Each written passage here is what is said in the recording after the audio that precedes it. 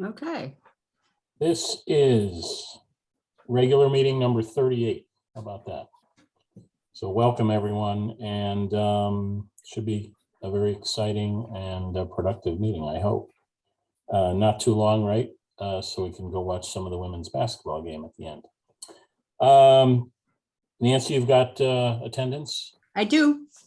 Thank you. Old business, we've got minutes from February 9th. Anybody have any corrections, amendments, anything? Don't see any. So do we have a motion to? So moved. Actually, the minutes? I have one Mr. correction. Okay, what's second on the motion? I have one correction to the meeting minutes. All right, I didn't hear who Go seconded. ahead, I'm Kinjal. sorry. I'll second. Thank you. Hello? Go ahead, Kinjal. I would like just a comment to be added into the meeting minutes that a request for a lead scorecard was requested. Violence intervention and de-escalation work and are investing heavily in youth programming and support systems. And we're told police are also out there taking Where would that go? off the street, identifying suspects and making arrests. But the mayor says gun violence is bigger than law enforcement alone, and those community relationships are Yes, I'm here. We've built a lot of partnerships throughout Somebody's got their radio or TV on behind them. teams that are Somebody's got a radio or TV on. Okay. Kinjal, where? I think under item number 9, you could just put that commentary in that. Comments from Patty. Okay. All right. Any other corrections to the minutes? All right, seeing any no more, all in favor of approving the minutes as corrected, please raise your hand.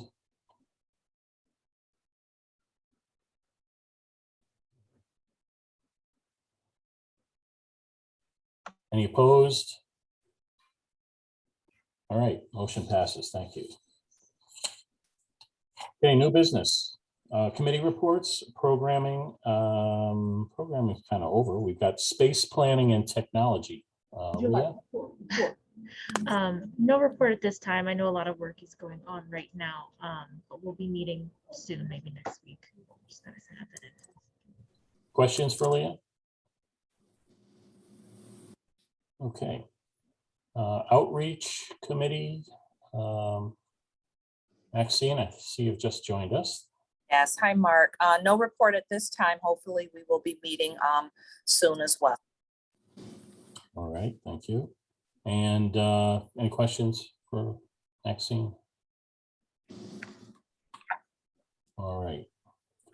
Owners rep, Mr. Berman. Thank you, Mr. Chair. The RFP requests are due in by March 1st. And we're hoping that once they're in, Nancy will get them out to us. And then we tentatively, and this is for Chris and Kinjal, we're looking at Saturday afternoon, March 5th as a possible Zoom meeting date, which we can review them and be prepared to make a recommendation to the council. I'm sorry, not council, recommendation to the full committee in our next meeting after that, which I believe is March 9th. And I would like to add to the agenda, after Downs' report, the swing space report. Any objections to adding that item? We'll hear from Mr. Berman on that later. Okay, great. Questions for Bob? I believe if we're going to add an item to the agenda, it has to be voted on. All so right. moved. Moved by Mr. Ike. Second. Second by Lois, thank you. All in favor of adding the item to the agenda, swing space, please raise your hand. Anybody opposed? Okay, motion passes. Thank you. Thank you, Nancy. All right, Elizabeth, director's report, please. Yes, thank you, Chair. We are aiming to move out of both of our physical locations on September 1st. The library board approved us opening 1 day per month later than normal in order to start cleaning out. We are in official clean out mode of both physical facilities. As a staff, we visited one of the potential swing spaces, which I'll let Bob speak about shortly. The Connecticut Library Association reached out to the library about speaking at their upcoming conference. The panel will be titled How We Did It, 3 Recent Successful Building Referenda, and Maxine and I will be presenting on behalf of Bloomfield. Bloomfield Public Library will be celebrating women next month with a whole host of programming, including the first one kickoff, the Queen of Beer, How Women Shaped Breweries' History from Ancient Times to the Present, with author and cartoonist M. Souter. We are excited to host an open house tomorrow night at McMahon-Wittenberry Library. And we continue to make sure information about the Library Building Committee project is available on the library's website, and we refer people to that as they ask. Our technology team, Allison, Chris, and Quincy of BPL staff, along with Scott, toured 330 Park to get an idea of things to consider for technology and some ideas from them about what worked and what didn't work to help inform the process. And Chris, Allison, and I from the BPL team will be visiting University of Hartford's library with Elizabeth Dill next week. We were supposed to go this Friday, but the snowstorm is forcing us to reschedule that visit. We are also being, as we are looking for information about best practices around lactation spaces in libraries, we were very interested to find out that Elizabeth Dill, director of University of Hartford Libraries, just published a book chapter on the subject in 2020. So we'll be using that to inform our process. Thank you. All right, thank you, Elizabeth. Questions for Elizabeth? All right, let's move on to project update from TSKP. We've got Tai-Soo Kim, Deanna Lancer, and Richard Sippick.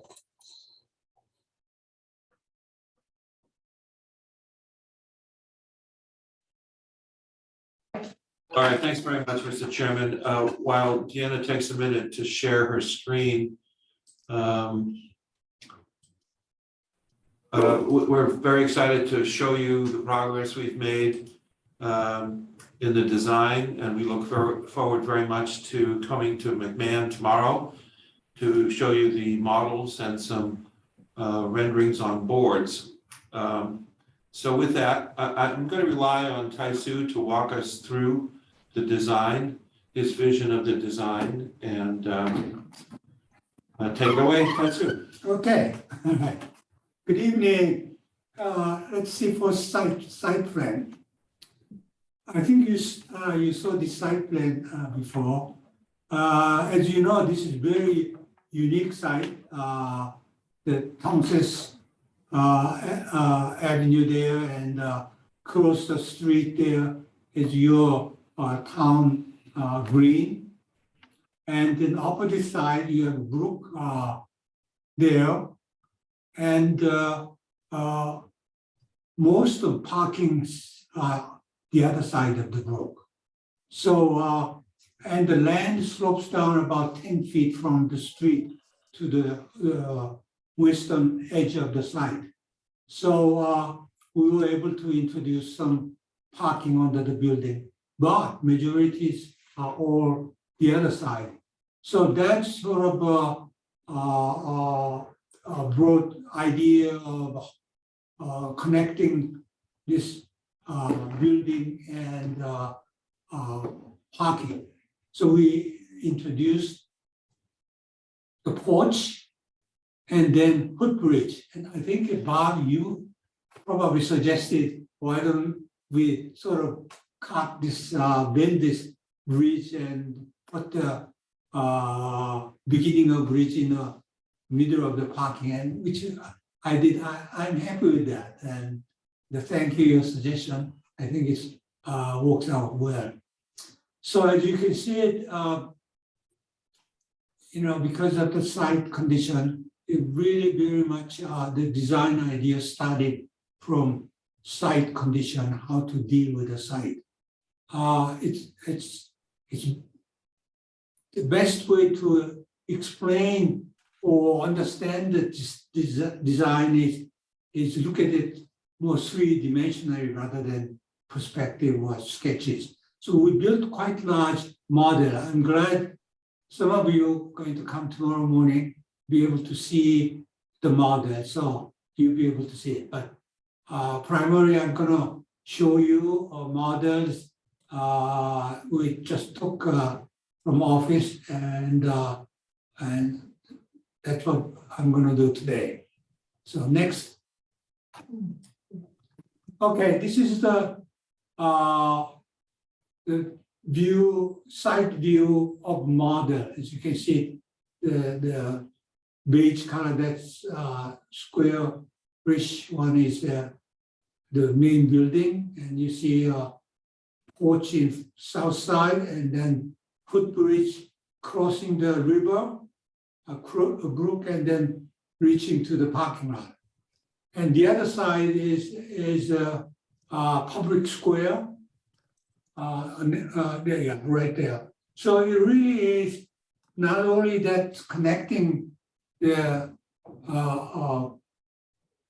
just parking and the library. I see it's really passageway from the downtown green through the plaza, through the covered porch, and go through the bridge, go over the bridge, and reach to the parking lot. So I think it's adding to interest of downtown of Bloomfield very much. Not only just the public building. I would say this is another interest in downtown Bloomfield town center. Next. Here is its overall model, and as you can see very clearly at the corner of Kansas and Mountain View is a very nice plaza there, public plaza there, and you really be able to perform some public occasion there, music, so public speeches and so on. And we did save 2 trees. Interesting enough, one tree is inside the plaza and the other tree is out the other side of the plaza. You see further down, there's the parking space below the building, you see that? And then beyond that, you see a bridge connecting to the parking lot there. So it's a simple mass building. Next. This is the view from the Kansas and Avenue and public green, center green. And you see entrance is very prominent. And as I said, well, the building sits about 5 feet above the pedestrian, Kansas pedestrian level.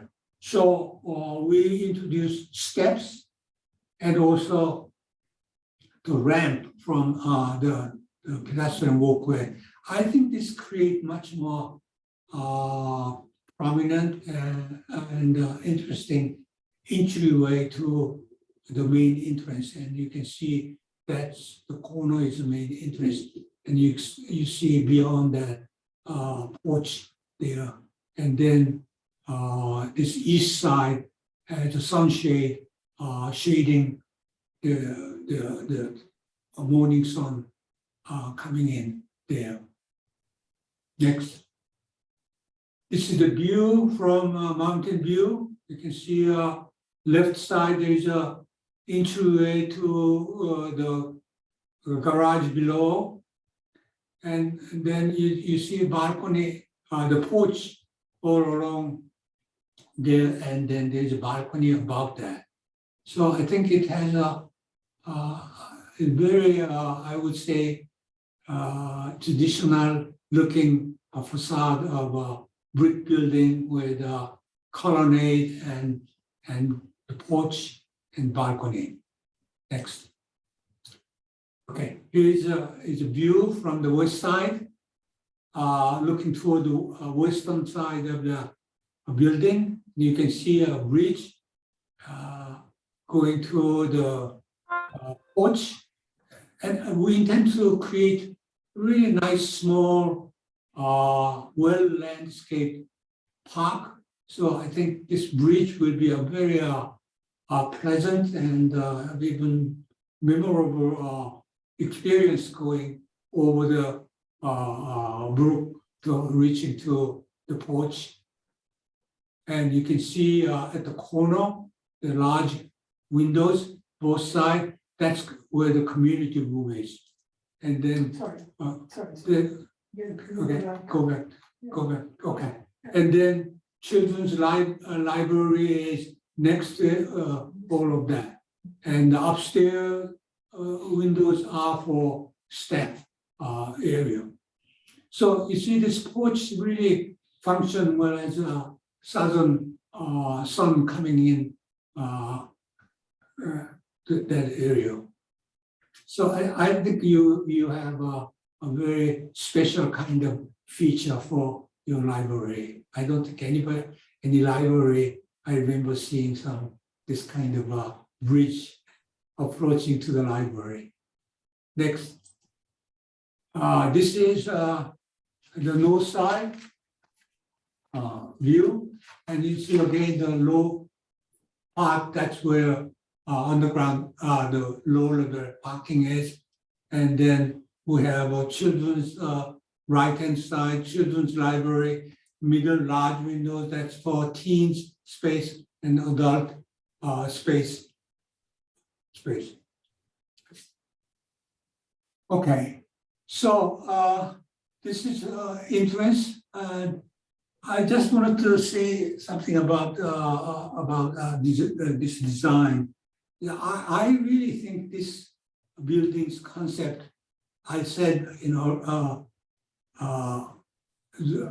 from a site condition, but also very much rooted in traditional architectural vocabulary.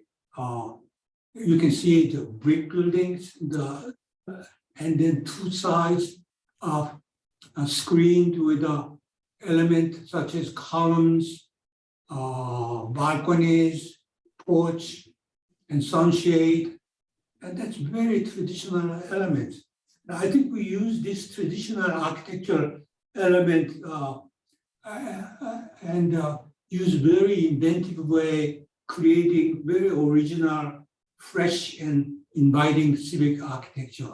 I think it will be a great presence facing to Bloomfield Green. Next. Now we built inside also, and you can see low end, that's 2-story side space. And then the right-hand side, that's 2 levels of a quiet reading space. And then upper left side, that area is for staff space. Next. And this is just the opposite view from looking from upper level, looking out to the south side.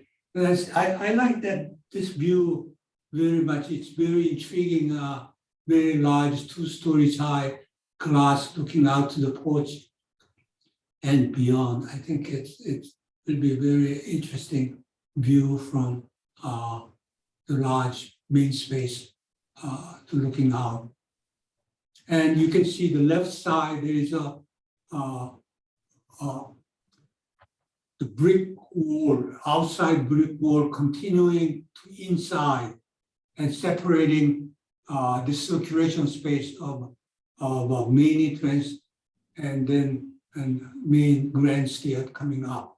So that's very interesting sort of idea of layering the elements, yet bring the outside element to inside. Next. So this is our foreshadowed rendering. And we envision that the main structure of this main reading room is made of wood. It's very warm, welcoming, and I think it really is we resonate of this your outside green a porch and so on, and I think it's nice to have wood as a major material to show to this library. And as you can see, right-hand side is a brick wall. That's actually, as I explained to you, outside brick wall to bring it inside. And next to that, that's outside glass wall with a sunscreen controlling eastern sun. So you come in, main entrance is the right-hand corner, right? You're coming in here, and then there's a grand stair going upstairs and go up to the upper level. And here's a circulation space, circulation desk at the right-hand side, right here. And then right behind, beyond that, there is a passageway to children's library and teens area.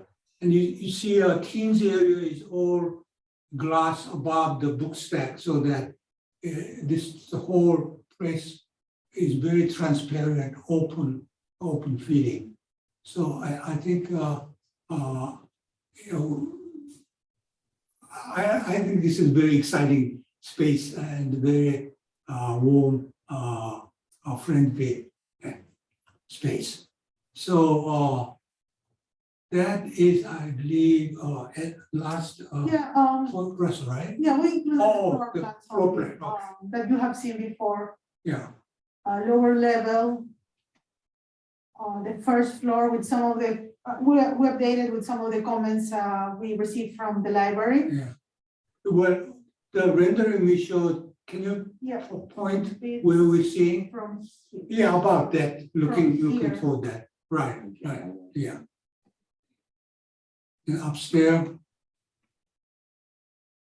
Yeah, well, the floor plans is, you've seen before, but it has been sort of massaged a little bit, receiving staff's comments, and so I think we are generally in agreement with a user. This is functionally good layout, and of course, we continue working on schematic and design development. There will be an improvement and minor changes, but I would say that overall layout and relationships seems to be set. Now we're going with McMahon, I think. Okay, yeah, well, shall I continue to McMahon, or you want me to stop and you ask questions? Let's go to McMahon. McMahon? Okay, McMahon. Oh, McMahon, okay. Okay, McMahon, also we built the model, same scale. We have to do the same to both projects. So here's this sky view of the site. And you see front part, that large portion, that's the new, can you? Yes, Yeah, that's the new addition. And the other side is existing building. So main entrance coming in from Brookfield Avenue, and it's the same location, and opposite side. We will be keeping the parking area same as is. So side plan wise, no, not much change. But I would say that we really like to introduce a lot of trees here. As a civic building, I think we like to distinguish this corner different from commercial building. And right now, this whole Hills Avenue is a bare looking street. I think introducing some nice trees all around the site will distinguish this very much from other property. Next. This is a view from the Blue Hills Avenue. Looking at, for example, main entrance, we framed with some nice two big trees coming in. And then to the right, left side, there will be a small public sitting area there. Yeah. Next. And here's the elevation. You've seen the rendering before, and this side is primarily all glass, and our idea is really from outside people see the library and invited in. And the left side is a brick, two windows brick building. That's a new addition, and that's the community room, flexible community room. Okay. Next, this is north side, and existing building will continue wrap around the same brick and same material to that community room. Next, this is the west side, parking side. We have introduced, you see, the left side is almost blank wall now, right? Yeah, and we are introducing windows for the staff offices. And I think we enlarged glass also to the right side. Yes, Yeah, and also we want to introduce a new canopy because there will be a change of the use that vestibule, book drop off and so on. So there will be some change, so we will add on to that area. Next, here is south and east side elevations, and you can see a very transparent looking. We were reminded about large glass to east side, so upper part of the glass will be treated so that the sun will be shielded higher up. This is the rendering you see inside. It's very open feeling, and from main entrance, you would see right through the that public area, and you see a circulation desk in the middle. So from circulation desk, you'll be able to see both sides of entrance. Because this library has two entrances, and so you really need this circulation desk in the middle of this space and be able to look both sides. And this room is primarily all new addition here, and has a clear story all four sides, so that lots of natural light coming in. And the front straight ahead, that's primarily adult quiet area and computer and so on. And we will have a fireplace right there, and then a lot of glass looking out to Bloomfield Avenue area. So it will be very pleasant, open, inviting place, and right-hand side, there will be wall for some art display and so on.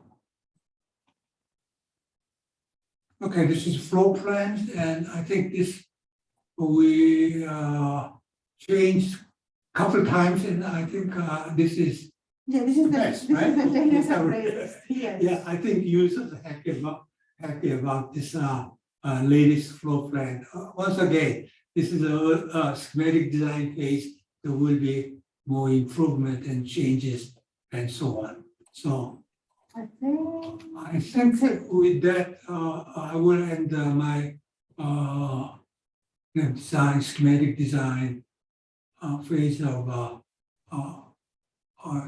phase, yeah. Thank you, Tai-Su. Let's open it up to comments and questions. And I kind of like to hear from everybody if possible. Let's see, who's got a hand up first?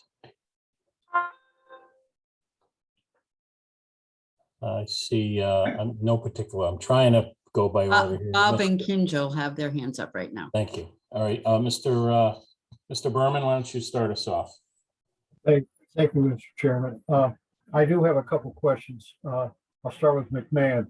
I'm concerned about two things. Number one, on the Blue Hills Avenue side, have you allowed for the DOT's right of way? DOT. The I'm DOT's sorry. right of way on Blue Hills Avenue. We don't have the survey yet, so I'm sure we'll have. Yeah, we don't have the survey yet, but I think the right of way is fairly wide. We'll have to verify exactly where that right of way is and the setback from the right of way. You're correct. Right. And my other question on there is, I noticed the trees. I'm concerned that they end up blocking solar panels on the roof. Especially the east and the south side. But model side, I don't think we are planting trees close to the building. I mean, east side is from very close to the street side, so it's far away. And actually, south side, that's the existing tree line. You have some existing tree lines at south side. That's not new trees. And we're not planting anything close from west side. And north side, all along the street, we like to plant some trees. And then going back to Prosser, I have a concern about the Mountain Avenue side. The DOT is right away there, which is extensive. I know that. I don't remember exactly where it is, but if I remember correctly, it's at least 10 to 15 feet of Mountain Avenue.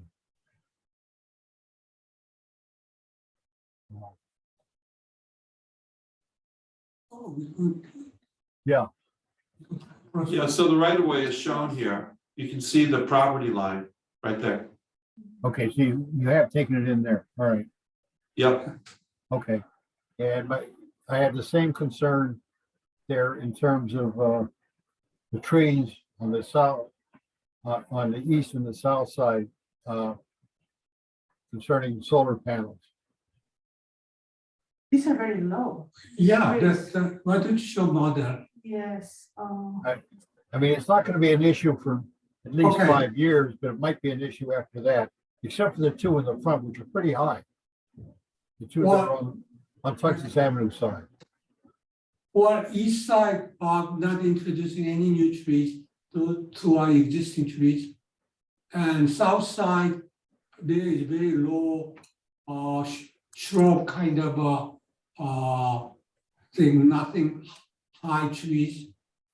I think west side, there are some trees, but I think we like to plant some trees along the embankment, and we gotta make sure we don't plant tall trees over that way.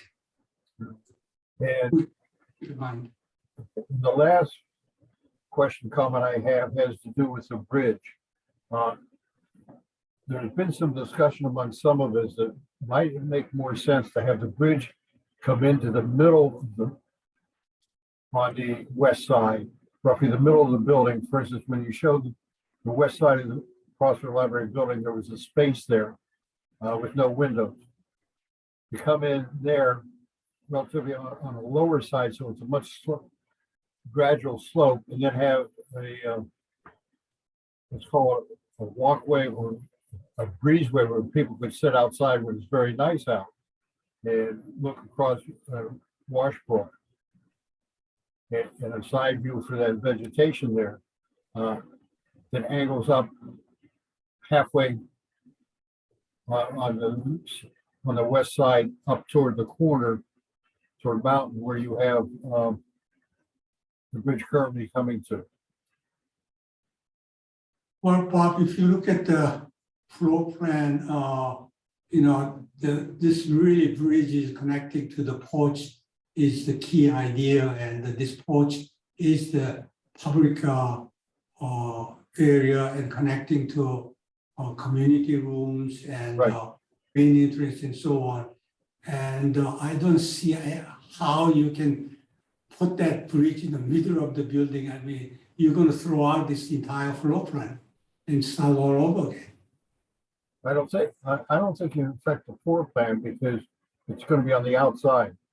Like for instance, the area you have on the outside on the Mountain Avenue side. A similar thing from halfway back on the west side up to where it joins at the corner. Well, I will study it, but I really think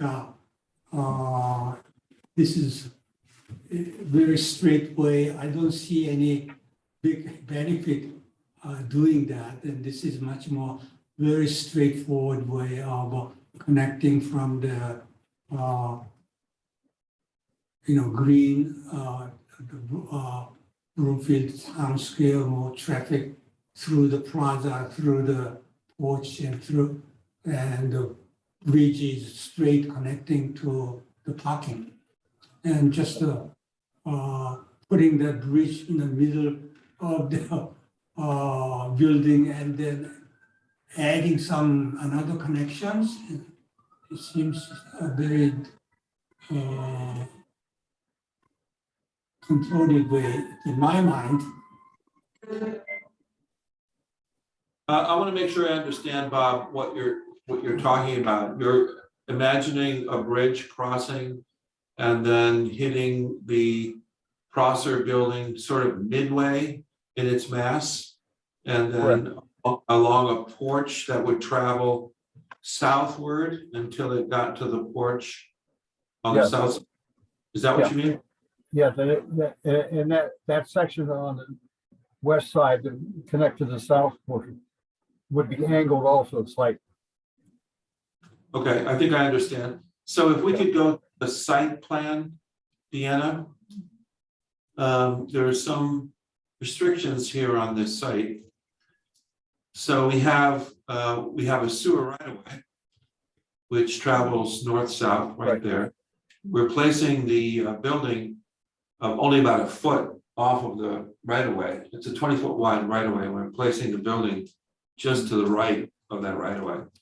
So we would have to somehow support this porch that would be attached to the building mass on the west side. It would have to either be cantilevered, it would have to be cantilevered because we can't put any structure, any columns on that right of way. So that's certainly one issue. And another issue is that we have a floodway. And again, I don't know if you could locate the two lines of the floodway. That's been identified in the survey. So on the west side of Washbrook, there's a line here, right here. That's the western edge of the floodway. We can't build anything substantial in that area. And then on the eastern side, we have the floodway, and it comes right adjacent to the building and continues. So again, if there's a structure in there, it creates some complications. In fact, I think we may need to span our pedestrian bridge from one side to the opposite side of the floodway. Whether or not we can put a pier within that floodway zone on the western side, right about there, I'm not sure if we can. That's something we need to talk to the engineers about that. That's why I was thinking that if we, for instance, where you have the three trees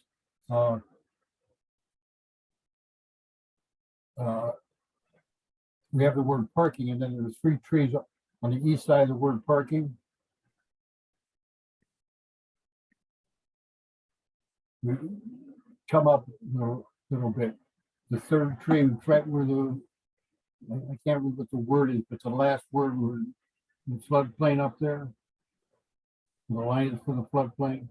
The flood, that's the Yeah, flood. right, yeah. The tree that's further south. Those 3 right there. If you started somewhere in there and came across to the middle there,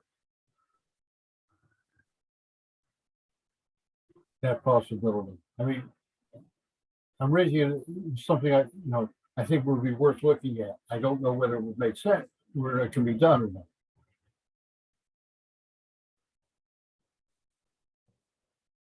Well, I certainly look at it again, but just off the hand right now, I do not see any great benefit doing that. And I think we end up changing the floor plan drastically. Now, I think committee should think about whether you're willing to changing the floor plan, because you come to bridge in the middle of the building and you want to come in there, right? So that not coming into the building there, just Coming to the patio. coming to a patio which runs from there up to where you have the bridge and the patio meeting now. Just a patio. I really don't see the benefit to do that, and I think that's very strange way to making bridge in the middle of the building. If you don't have the interest at the end of the bridge, why you want to make the bridge in the middle of the building? And are you talking about bring the bridge in the middle of the building and then adding a cantilever balcony and come around the building and arrive to the porch area? Is that what you are suggesting? It seems like that's the only do it. That's a question I'm raising, yes. Okay. All right, let's move on to Kinjal, please. Thank you, Chair. Just want to say the layouts and the models and everything look pretty good. It's actually starting to take place, and kind of excited about the way the library is coming along. But I will voice the same concern that Bob just voiced, which is we have a brook that goes out there. We're spending, in my opinion, a lot of space of having outside sitting space along a main road versus wrapping it around where somebody can sit, enjoy, just the sounds of the flowing water and all that stuff. So I'm not saying we need to move the bridge, but I think we can look at wrapping that patio, porch, whatever you want to call it, around the corner a little bit. So there is some space away from the main road traffic and such. As far as the right of way, are we saying we can't move that building up towards the east about 10 feet to have that happen? Well, you see, we have elevation issue here. Floodplain is 115. And so we really need minimum 10 feet from the 115 to the upper level to make the headroom of our lower level entryway. So you're gonna end up upper level is 125 or 125.6 inches. Now, I told you that the street level is 112. So we need that distance from the curb cut of the Thompson Avenue to main entrance distance of I think like 50 feet, because ramp has a certain limitation to create that level. So ramp is bringing about 5 feet is up from that. So I need that width, and if we reduce that, we cannot come up to that building. it's very tight, restricted site conditions, and also elevation wise is very tough to deal with. All right, so that floodplain line, is that the 100-year floodplain or? No, that's the floodway. Floodway. Floodway? So Okay. the 100-year floodplain is Where right there, it passes through the building, right there. And you see it exiting? Barely, if you could zoom in, that would help, but, so the floodplain itself is about halfway into the building, hence why you did the parking lot there? That's correct. That's correct. So the floodway does encroach on this thing, and what we need to do from an engineering standpoint is compensate for this area that's within the floodway. That's part of the building, not the parking area. The parking area can be within the floodplain, but the part that's in the building has to be compensated. So one of the things we've been talking about the town engineer with is that we have on the west side of Washbrook, we have the Riley Lumber Building. We're removing that. And we also have been told that there's a former building that was located there. It has been removed, but because it was a former building, we are able to take credit for removing that. Do the calculation. So our civil engineers are in the process of trying to figure that out right now. So that's the strategy. Okay, so going back to why we can't move the building, you're saying that the elevation at the, what I'll call the street curb on Tungsten is 100, give it whatever the number was given. What is the elevation for the entrance point for the main entrance by the public square that we're proposing? right now we are showing 125.5. All right, so from the public square, is the public square at 100 at street level? No, 112. 112, so there's about a 12-foot. Oh, no, I'm sorry. I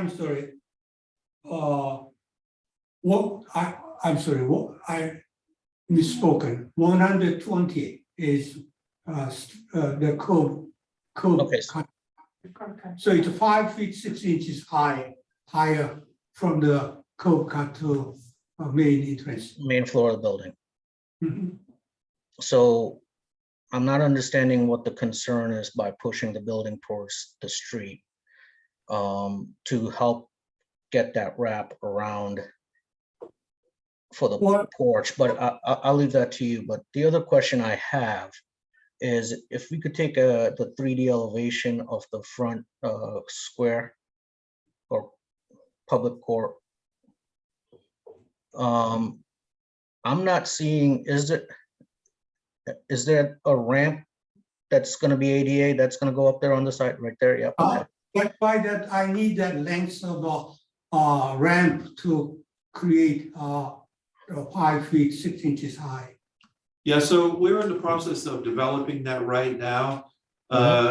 Just keep this image in your mind here. So we have done the planning and we built the model, and this is what we shared with our landscape architect. Now, if you go back to the landscape plan, you can see that they have actually created an L-shaped ramp. So we haven't resolved this. We haven't resolved this between us. He is showing a segment coming from the sidewalk to the building and then turning up to the entrance elevation.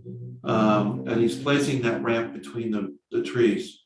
So he forwarded this to us and he said, look, we really need to reconcile how this is going to work. But he is also concerned about the length that's required to make that elevation change. So we're looking at, if it's 5 feet 6 inches, we're looking at approximately 56 feet off ramp you need, right? Or ingress, Maybe give or more. take. Yeah. All right. Yeah, probably 80 with a couple of landing areas that you need for a wheelchair and stuff. Yeah. Okay. All right, let's go on to Deputy Mayor Greg Davis. Thank you so much, Mr. Chair, and the folks at TSKP. Thank you. I really love the models that you all put forth tonight. A couple of quick questions. With respect to Prosser, in the northwest corner, there looked to be an extended or protracted window space. I couldn't tell it was jetting out of the building. What is that? Is the little piece on the middle Yes, grade? yes, correct. This one, Oh, this one, right? that's the bay window from From the middle grade. mid-grade library space, It's in the children's library. the children's library. It's Okay. right here, this little. Okay. And then I think Kendra touched upon this basically, but were there any thoughts to extending the balcony to the east facing of the building so that there's a balcony space looking onto the town green? Well, we were creating the little plaza on the corner. You're talking about extending that plaza so that it is facing the green. I'm not sure. No. Actually, I didn't get a chance to ask about that, Greg, but So tell me more. Yes, well, Kendra and I spoke about it, but from up top. Oh, top. yeah, from the Something second floor. something projecting from the second No. floor of the east elevation, Greg? Yeah. Oh, I see. That's a good, interesting question. So we have a projection on the south side that's within the porch area. You're talking about maybe a projection from the east side. Correct. Right, but what we were talking about is any way we can wrap that around going from the south to the east where that little natural end cut is. Well, as you can see the model, that the whole southeast corner area is a 2-story high space. So it's very difficult to introduce beyond that 2-story high space any balcony, because you end up creating whole new sort of galleria to get there. And I think architecturally it's just going to be very complicated. Okay. All right. And then my last question has to do with signage. Where would the signage be? And is there any discussion about having some interior or exterior signage that illuminates Okay. nightlight? Greg, here's can you point out that? Yeah, that is a potential signage. We can make it higher or lit up. That's where right at the corner of Mountain View and Kansas, there will be a natural sort of monument, and there will be a nice sign there, the lit sign. Yeah, and we can make the letters illuminated so that at night they're very easy to see. Mhm. Okay. All right. Can Thank you you. show the site plan? Right. Well, it's our model, show model. This one? Right there. So right here. Yeah, right there. That is envisioned by some kind of sign post. Okay. Thank you. I don't see any other hands up at the moment. Mark, I have a couple more questions. Let's give someone else a chance. First, Kinjal, if we have anybody else here. I don't see anybody. I'm taking that as Oh, we got Lois. Lois. Go ahead, Lois. Could I see the western exposure again, please?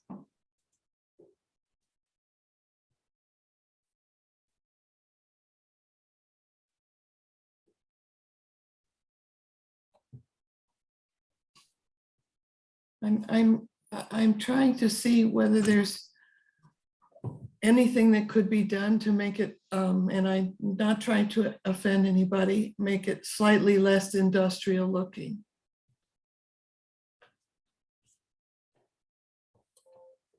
Well, I thought about this west side, so we may be introducing some more sunshade horizontal sunshade or so on. So we will study that. Be like an awning effect. Yeah, yeah. But Louis, like a church, you go look at the church and front is elaborate columns and so on, but side is very simple windows. And it's a similar idea of a simple building, brick box, and then front has more elaborate elements such as columns and porch. And sides, you go look at some of traditional churches or civic building, it's just windows are very simple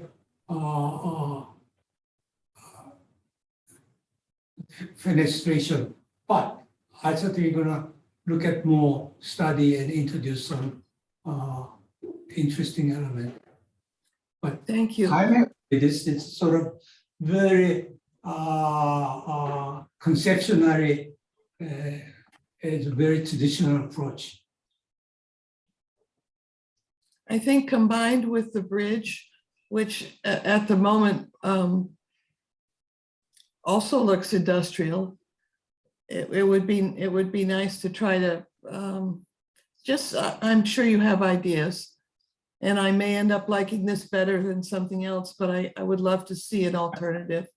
Not asking for drama, just something to soften it a little.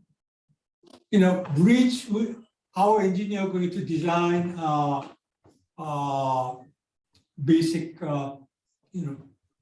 bridge concept, and it will be designed finally fabricated by bridge builders. And at that time, we will introduce some element of more interesting elements at the side and so on. There will be light there here, so maybe we will have some light post along the way and so on. So that's what we add interesting elements to that. How much different do you think it's going to look once it's got the solar panels? I guess that's another concern. Is it going to look terribly busy if it has solar panels and then more things on the west side too? Well, I don't think you're going to see solar Yeah, panels. I think you'll barely see solar panels. So that roof is not going to be dead flat. It will be slightly pitched with parapet edges. And then once you're at ground level looking up, you're really not going to see the solar panels, if at all. So the solar panels have a very low pitch. Yeah. So I don't think you're going to see them. Well, I think in general that my original thought was that by giving people a very difficult site to work with, we might end up with something really unusual. And I think that's what's happened. It is a difficult site. There's no question about that. Every time we turn around, we find there's another interesting wrinkle. So wetlands have been flagged. They are shown on the survey now. They're not where I would have predicted.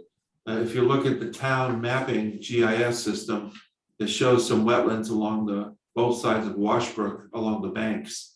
But there's a finger of wetlands that sort of juts out on the western side, just at the end of where our parking lot is, and it just I would not have predicted it there, but wetlands is a soil classification, and that's where the soil scientists identify them. Well, Louis, I think difficult, unusual site sometimes gives a much more inspiring, interesting buildings, and I think this is responding to the site, and it will be very unusual. Civic building has many different sides to it, facing to the town green, and then each side has a interesting character. Thank you very much. My last concern is one we don't need to deal with tonight, but before we decide which way the traffic is going under the building, I really would like to have the traffic engineer decide what is going to be the safest direction. I think that's a Yeah. good point. Mhm. Thank We'll- you. Hey, thanks, Lois. Elizabeth? Thank you, Chair. When I look at both of these buildings, I think of our strategic plan and our goal to serve everyone. And all I see is all these amazing places to do that, specifically inside, but also outside. And that's so exciting. I am curious to know that I feel a much more traditional approach in both of these buildings. And I'm curious if through the landscape architecture and signage, perhaps we can have more of a nod to modernism and contemporary vibes.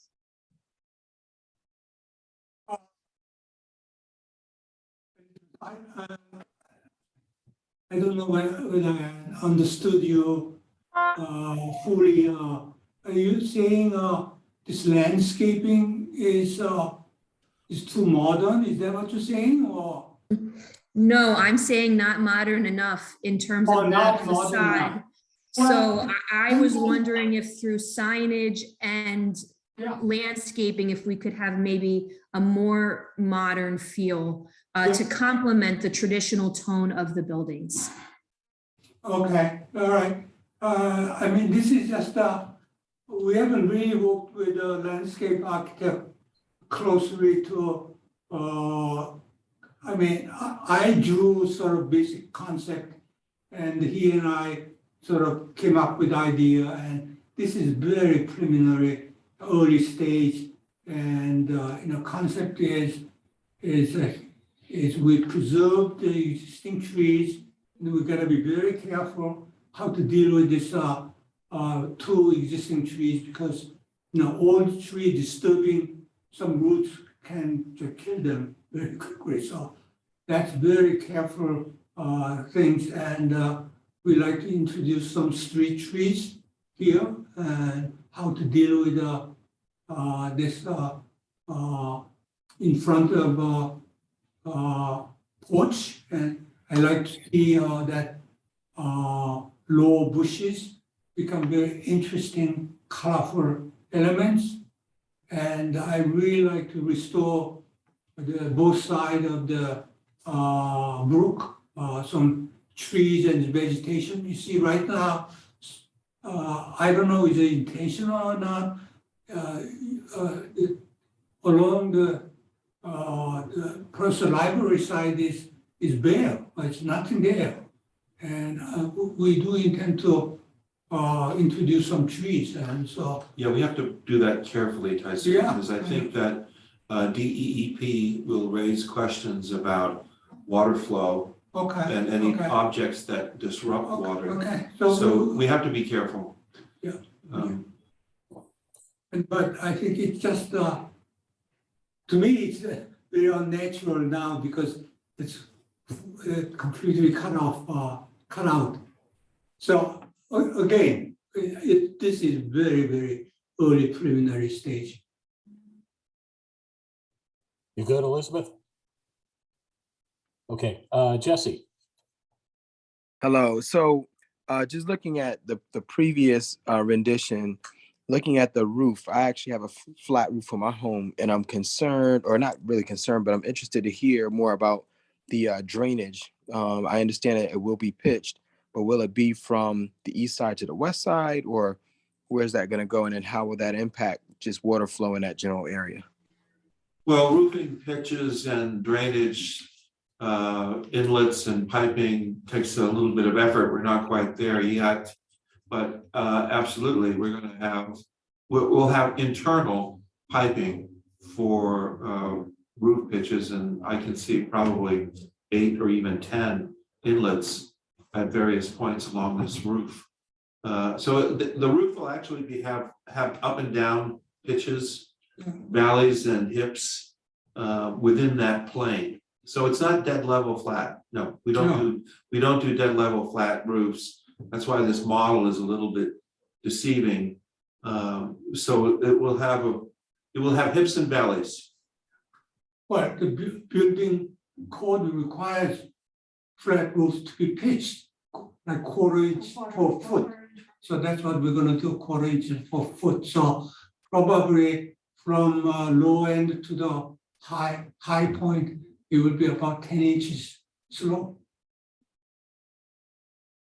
Got it. And then, but then where does the water go, right? Because In if it's total, already, there will be a series of roof drain, and roof drain will be take the water down and go outside. I understand. It'll be piped. Yeah. All the storm lines have to be piped. It's all Okay. internal. I just want to Jesse. I just want to make sure that we don't end up with the same issue that we had with the current building where we have, I mean, we already have flooding in that area, right? And so, you know, water is coming down, like where's the water gonna go, right? And I think that's the big thing, you know, for us that we've even realized with our property is that, you know, sometimes it ends up inside in the event that you don't have it drained properly. So just concerned about that. Yeah, we also have to make sure we have backflow parameters too. So I'm not sure what your property situation is, but we have to make sure that we don't have backup of water coming in as well. Absolutely. You good, Jesse? Yes, thank you. Okay, thanks. Kinjal, back to you.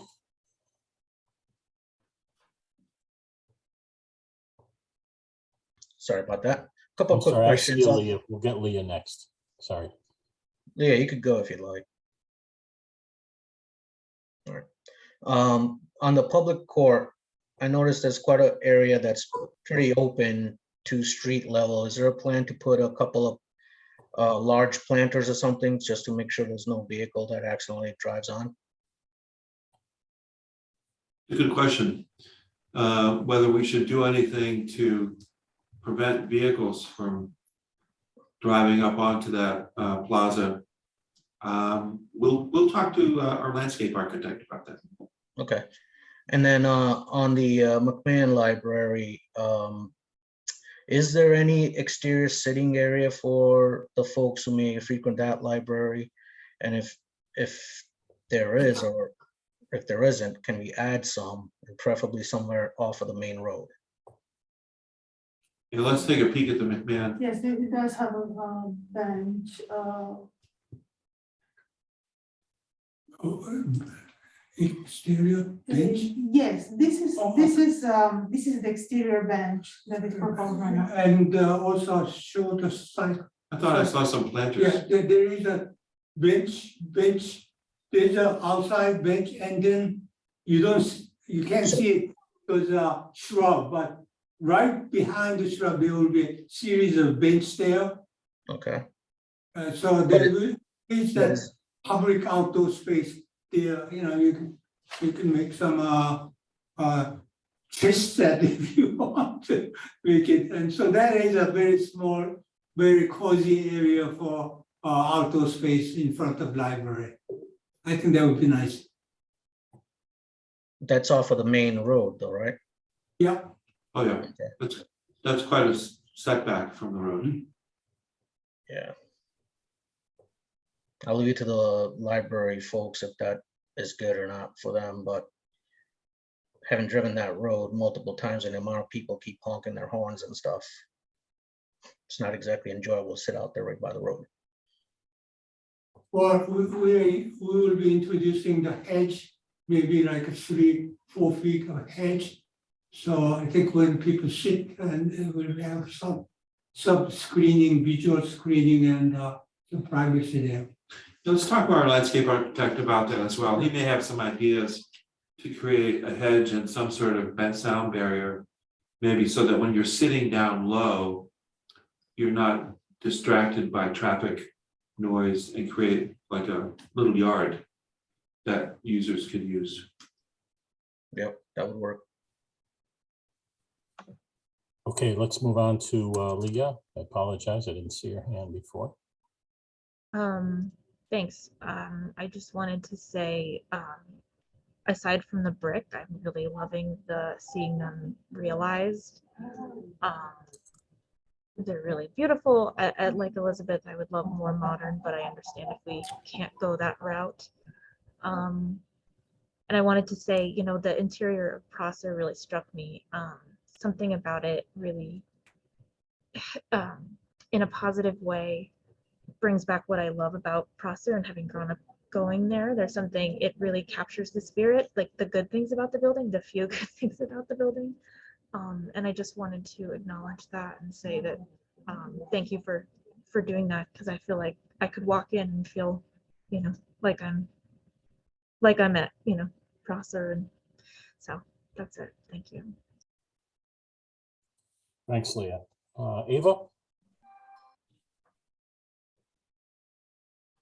Yeah, I have just a couple of things.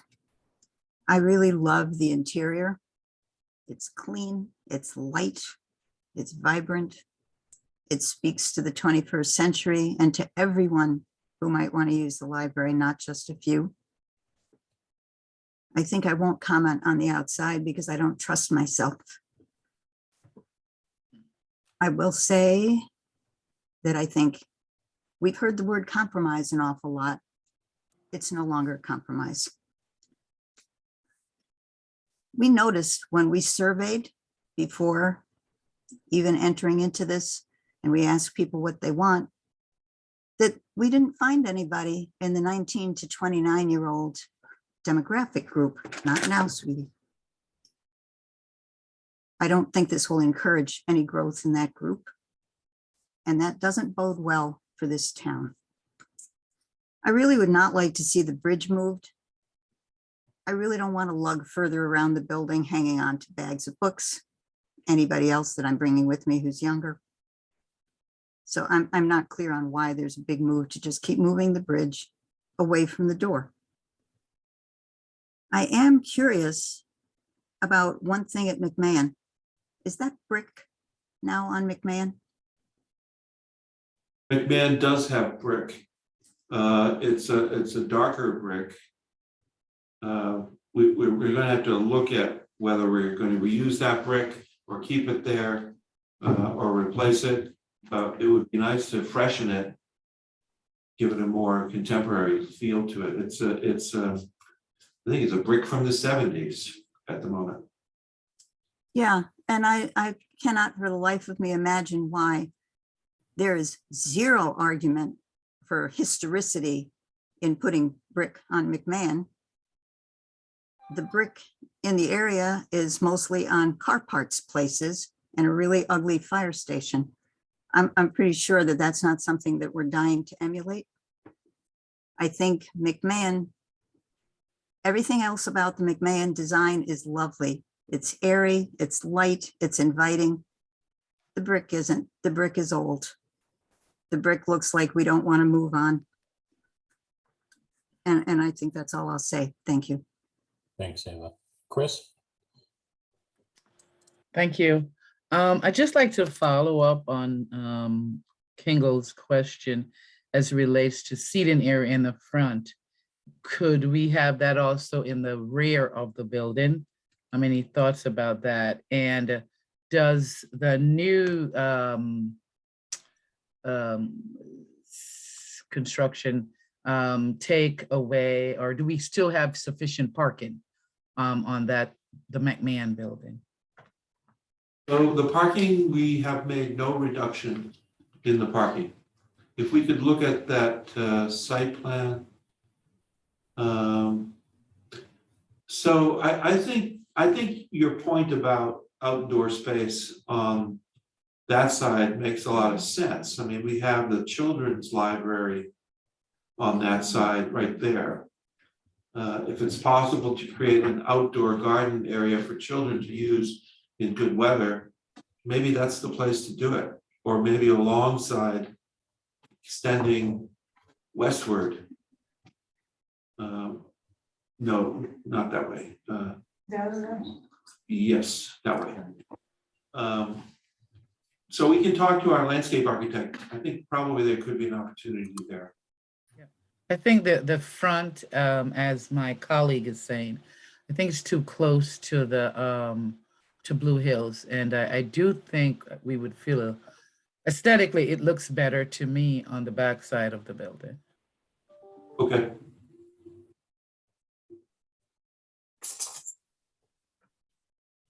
Okay, good, you're good, Chris? Yes, thank you. Okay, let's go back to Bob Berman. Thank you, Mr. Chairman. 2 points I want to bring up. Number one, on the McMahon site, you got to remember, right across Rockwell Avenue is the fire station. And when the trucks are going to leave during the day, it's going to be very noisy. So I think you need to keep that in mind. And my other comment has to do with the parking both Prosser and McMahon. I noticed the island concept of McMahon, and we have the same kinds of things at the old Riley property on for Prosser. Can I suggest you have conversations with our Public Works Department before the decision is made exactly what the design of the parking area is going to look like? Because they're the ones who are going to have to maintain it and keep it plowed in the winter, etc. And I think it would behoove us to have a conversation with them now rather than later. That's my only comments. Thank you. Yeah, I think that both the Planning and Zoning Commission has certain requirements in parking areas, and Public Works has certain requirements for maintenance. There does have to be some discussion with both of them. I know from past experience, Public Works wants to make plowing as easy as possible, and they discourage the use of planted islands. On the other hand, we need a certain number of trees per car. So we'll have to come to some sort of resolution. But it's a good point. We need to talk to both. Okay, anybody else? I see no other hands up at the moment. Oh, yes. Deputy Mayor, please. Thank you, Mr. Chair. I would just suggest, based on some of the feedback we've heard, that it might be important to hear from the library staff as to sort of their takes on the designs of the two buildings as to where we are tonight, because I'm sensing it. There's a shift, I guess, from where we were to where we are now. And I think it's important that we make sure we hear from the staff, because I think they are ultimately the ones who are most in tune to our customers and users of the buildings. Thank you. Thank you. I have a couple questions. On Prosser, Taisu, I see that the model does not include the high windows along the east side. I think there were some arched windows we had seen at some point. Excellent.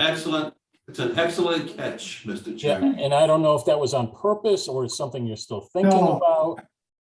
Well, number of reasons. Structurally, we cannot put the, as you can see, interior. Can you put the interior? You see interior, there is above that wall, that's where the half moon, I need a beam. And so structurally, it's not possible to put the round window.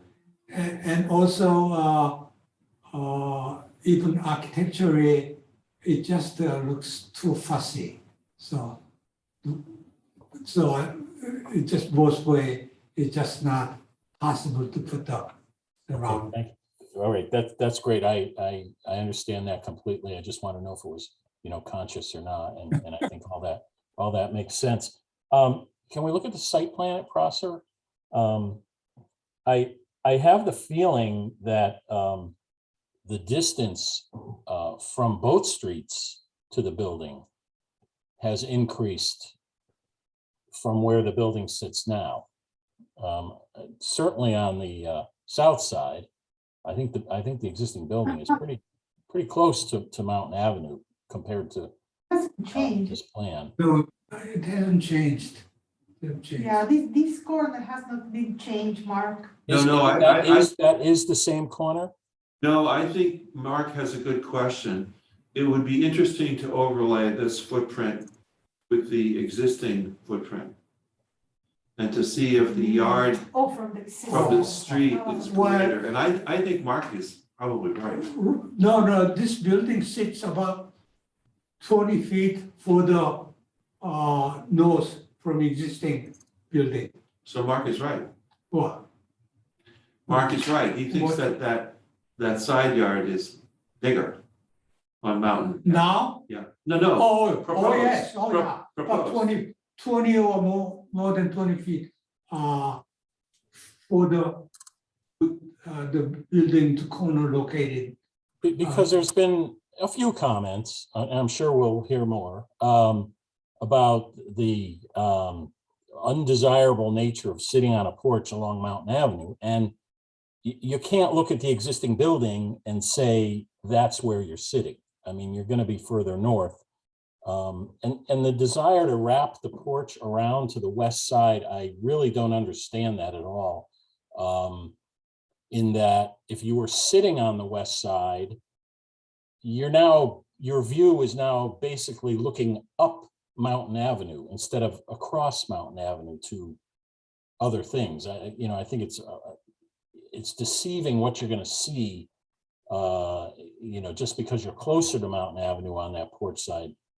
I think you're going to have a nicer view of things rather than looking west to the new parking lot and the plaza to the west as well, which will be in plain view, barring some higher trees and things.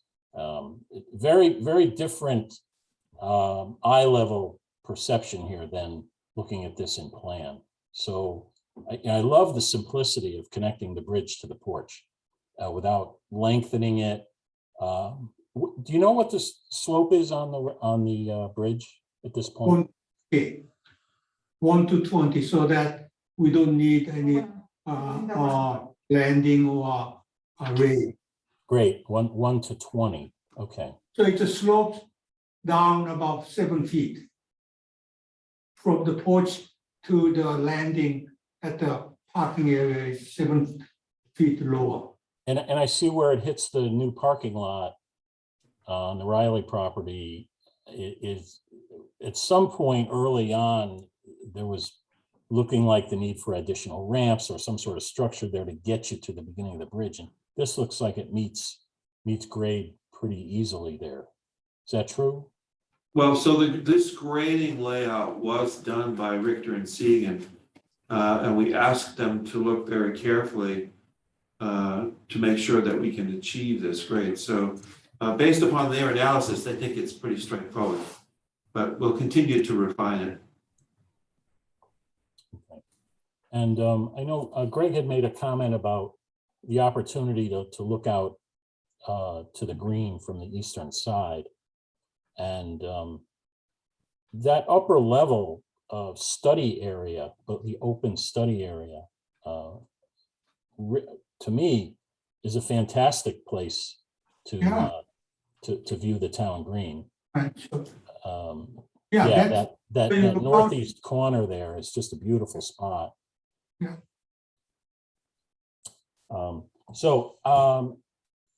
Any other comments? I think we'll all have, we need a little time to digest. I think a lot of us will have the opportunity tomorrow to look at these things live, which would be very helpful. I'm anxious to get down on my knees and look at these things at eye level. And I want to thank Tai Su and the whole design team for making this deadline. I'm sure that was no small task. So thank you for that. I hope there weren't too many sleepless nights or. No, there's always a handful of sleepless nights, but it wouldn't be architecture without it. So thank you for that. If you guys are all set, then we can go on to a project update from our construction manager. And Before we move on, if I could ask TSKP to forward me that presentation, and I'd love to put it on our webpage. yes, we will do that. Thank you. Thank you. Okay, so we've got Scott and Kyle from Downs.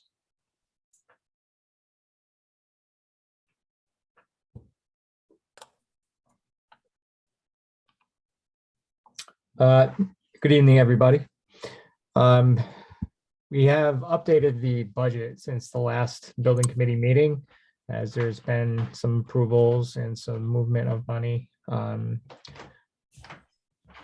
to the top, if you could scroll down there, Kyle.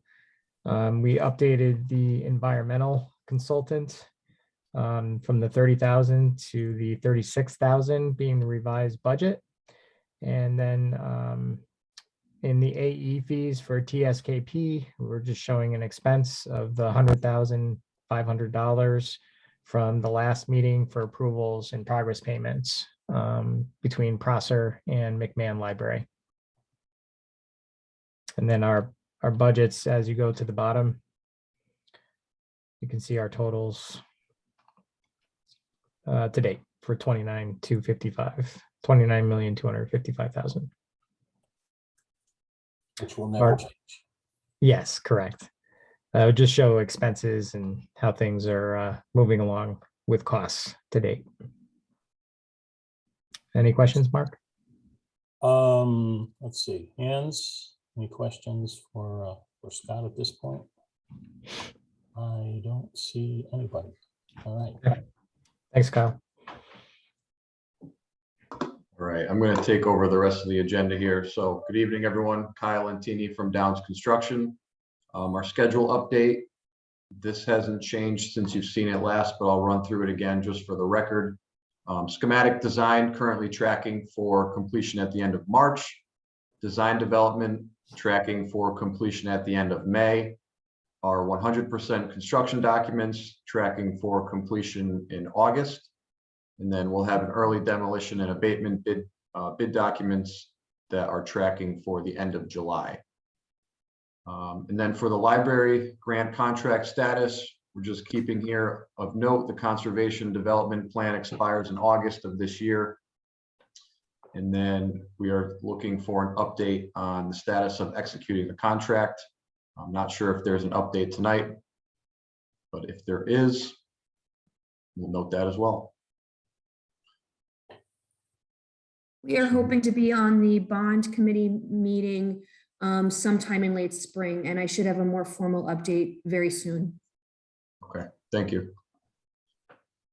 And moving down to our critical items and items for discussion, we have our Eco Charrette, which is being hosted by the lead consultant, CMK Lead, and that'll be tomorrow at TSKP Studio as well as a Zoom link.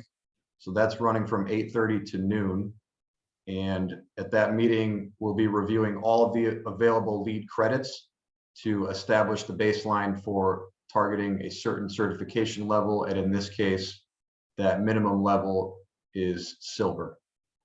So that should be a very interesting conversation tomorrow and very informative. Then down to the town consultants, some notes we have for the site surveyor. The Prosser site survey is completed. The McMahon survey is ongoing and will be completed this month. The geotech consultant, which is Welty Associates, the borings in the building area have been completed at Prosser, and they'll be back either this Friday or next Monday to do borings at the bridge area. Yep. And after that, we'll have a report that's forthcoming. And next week, they'll be starting borings at McMahon. And for our environmental consultant, we have just noted that SLR has now been brought on board by the town. And that's our update, Mr. Chair. All right, thanks, Kyle. Questions for Kyle or Scott? Lois? You're muted, Lois. The relationship between the state grant and the plan of development, conservation and development, is it that we must have an updated plan before we can get the grant? And or have the contract signed before the POCD expires. And do we know how that's coming along? Has the group been selected to do it? Where does it stand?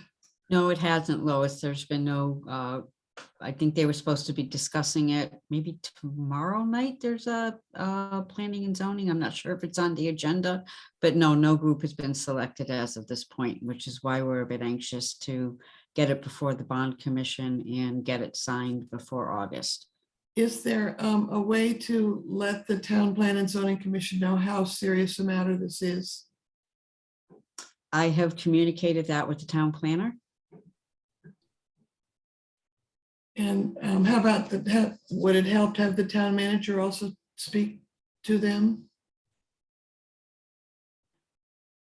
You know, it seems to me that the push needs to be on signing the contract rather than creating a new plan of conservation and development. Because I don't think there's anything that can be done to speed up the plan of conservation and development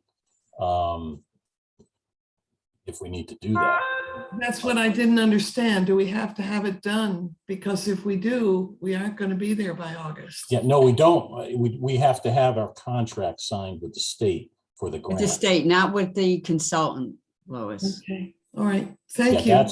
that's the critical path, is getting that signed for the grant. So we just have to stay on that and get it done before August 15th. Thank you. Where's Stanley? Did you want to add something to that? Not at this point, Mr. Chair. I think you've addressed the issue that I would have pointed out. Okay, thank you. Mr. Berman. Thank you, Mr. Chair. Just a comment to Downs, if we could have a copy of that revised budget so that Nancy can send it out to the committee. I appreciate it. Yeah, no problem. We'll send it to Nancy. Angel? Oh, yeah, just one comment on the agenda that Downs put up. Just want to make sure, I know we got to make at least a LEED silver requirement due to funding and such for the library, but I also want to make sure we're tracking as to how we can get to gold at the same point. Yeah, so I think that's already been established as part of our conversation in this charrette. Correct.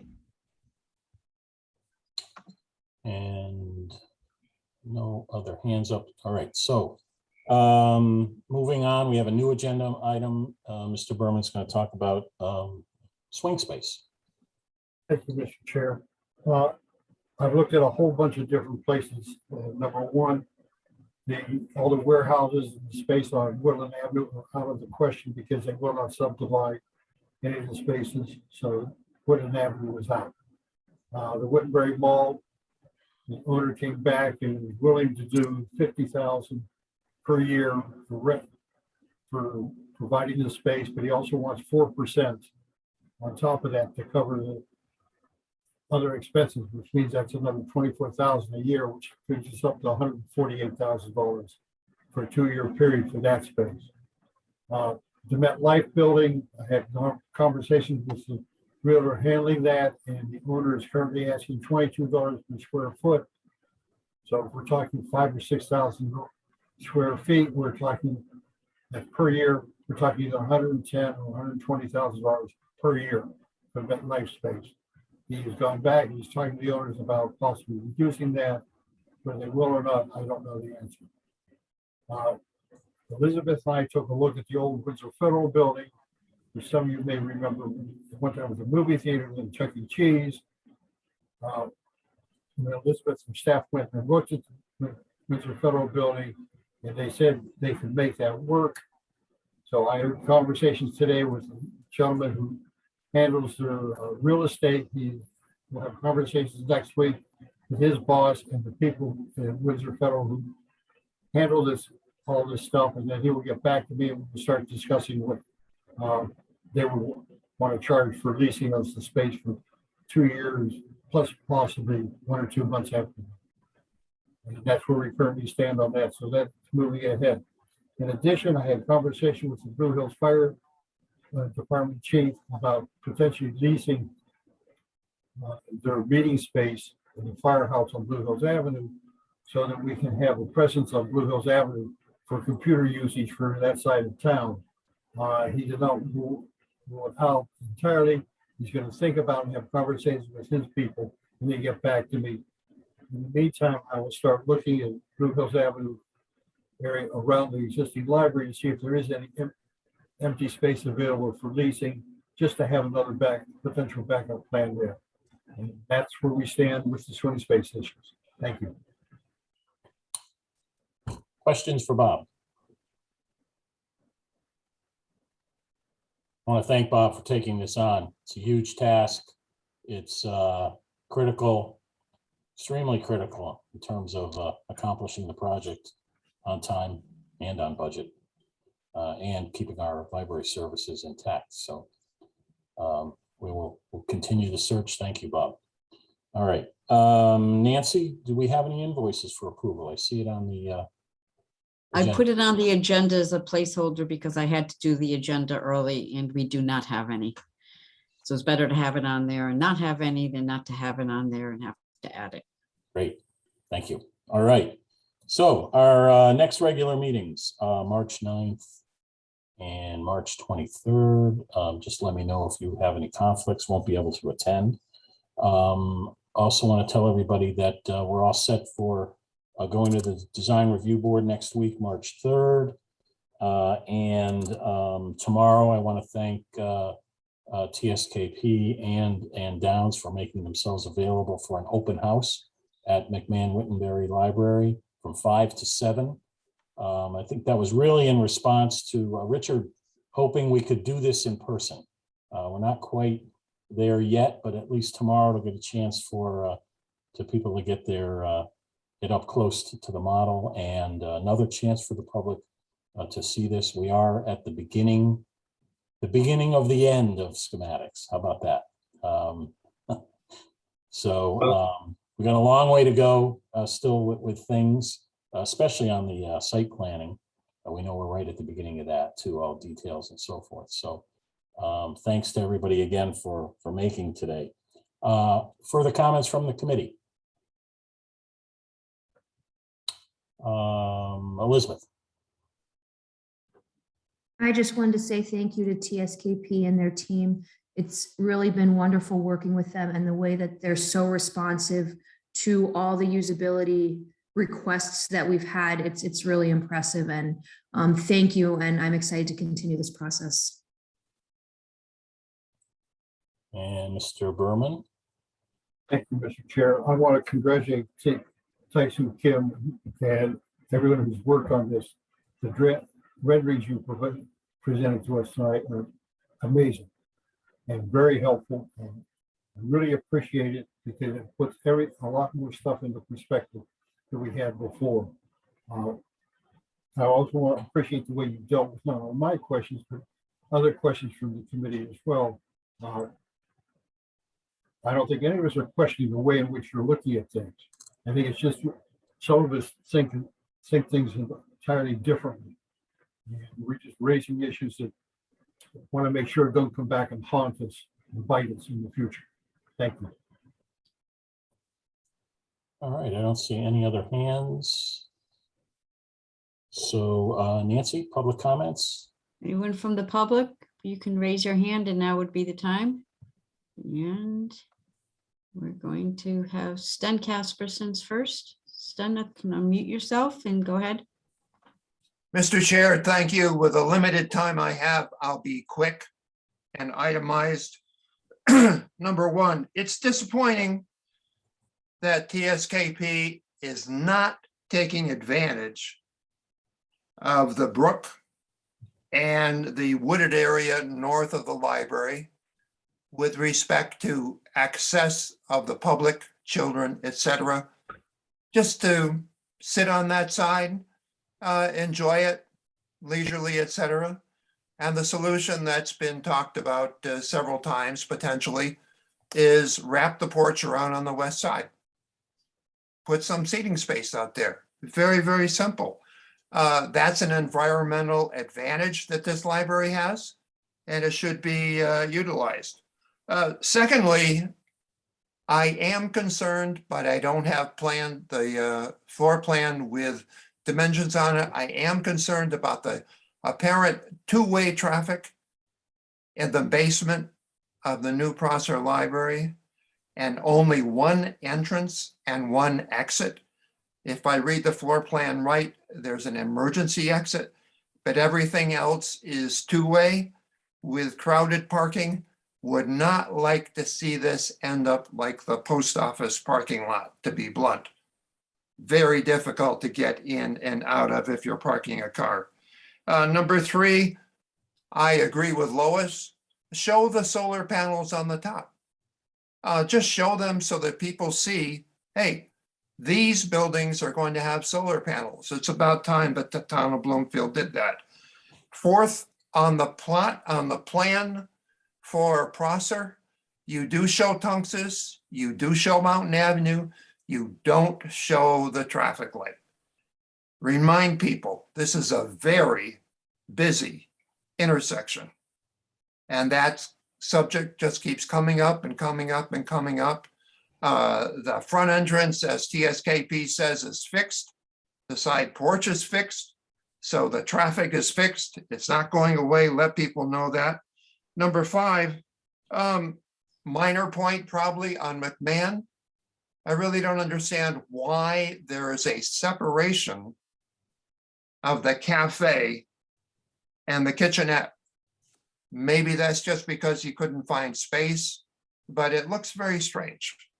And lastly, my thanks to TSKP and everybody for putting these renderings together. Looking forward to seeing McMahon in more detail tomorrow. And I'm hoping that the committee will have TSKP do a similar public presentation of Prosser somewhere. Maybe the Human Services Facility building, lots of space there, lots of beautiful wood, etc. Thank you very much. Thank you, Stan. Next, we're going to have Ursula Dang. Go ahead, Ursula. Hi, thank you very much.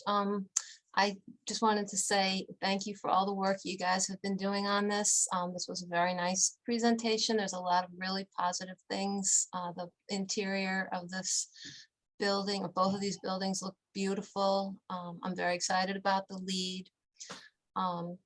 I am still disappointed about the layout of the bridge. When we originally put out when the original design came out, we talked about how it appeared that the front of the building was really facing Mountain Avenue. And a lot of people said, you know, we really have this nice park in the front and we have the nice washbrook in the back, and those are kind of just nice parts of the landscaping that, you know, the building could take into more of account. So what ended up happening is we moved that door to the front, or to the Tunxus Ave side of the building. In the process, making that walk from, if we're required to use that bridge, making that walk from the parking lot even longer. I was really hoping that we were going to have some sort of an entrance on the Washbrook side of that building, that we could go in, coming from the parking lot, getting into the building, taking a bridge straight across to that, I guess that's the west side of the building. Now we're talking about wrapping the porch around, and that's not making a lot of sense to me. It would be nice if we could have, you know, that the entrance on both the Tunxus Ave side of the building as well as the Washbrook side of the building. If not, then maybe go back to having your main side, the main part of the building, or the front of the building facing Mountain Avenue. I would definitely prefer to see the shortest distance between 2 points is a straight line. If you're coming from that parking lot, to be able to go into the building from the west side, having that bridge just be shorter and more direct. would, I think, be nice. So that's it. Thank you very much for your time. Thank you. Next, we have James Spiffer. Yes, Dr. James Spiffer. I hadn't planned to speak tonight, but hearing some of the comments, I just feel compelled to remind you of some things. I've been watching all of your public meetings for more than the past year, and I remember a few months into the process, there was originally a design A, B, C, and D, which were stunningly gorgeous and appropriate for the 21st century library. Hundreds of people, and I remind you, hundreds of people liked those designs. A few people came out and whined and wanted the new library to emulate Prosser. And so your committee promised a nod. If the new designs are not a nod, they are a sellout. It's all brick. What are you going to do if 5 people come up and whine and want a purple wall? What about if 7 people come up and want an orange wall? What if some people want mahogany? I mean, where does the nonsense stop?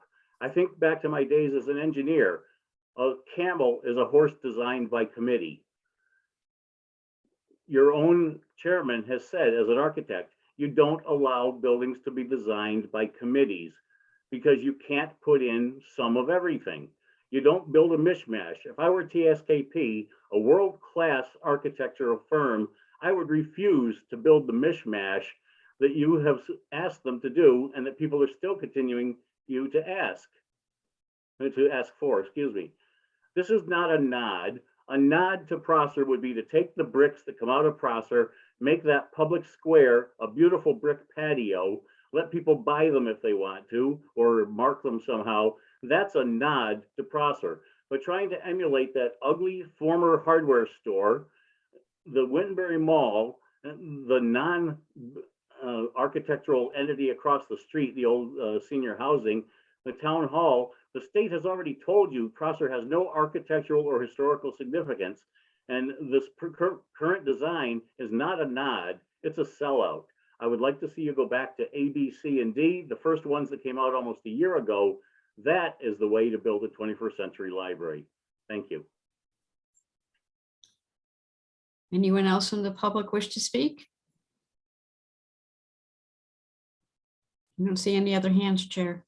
All right. Thank you, everyone from the public, and thank you, Nancy, for monitoring that. And with that, I will take a motion to adjourn. So moved. Second. Mr. Ike, seconded by, I'm sorry, Me, Vaughn. Mr. Berman, thank you. All in favor, please raise your hand. We opposed? All right, we stand adjourned. I thank everybody for this extended meeting, and we hope to see you at the library